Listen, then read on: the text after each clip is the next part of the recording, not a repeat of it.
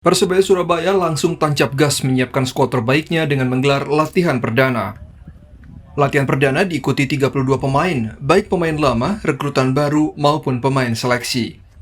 Pemain baru asal Brazil, Leo Lelis, dan rekrutan anyar lokal, Andre Octavian Atalabala, juga sudah ikut latihan. Sementara terdapat pula sejumlah pemain lokal ikut berlatih dengan status pemain seleksi. Menurut pelatih Persebaya Surabaya, Aji Santoso, latihan perdana hanya untuk perkenalan dan pemulihan kondisi fisik.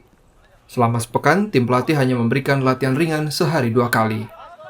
Melihat pemain untuk banyak game possession aja, karena saya juga masih menyampaikan ke pemain latihan tadi jangan sampai terlalu full karena mereka kan lama nggak latihan, kondisi ototnya masih belum siap 100%, jadi tadi hanya latihan light training aja, latihan ringan aja.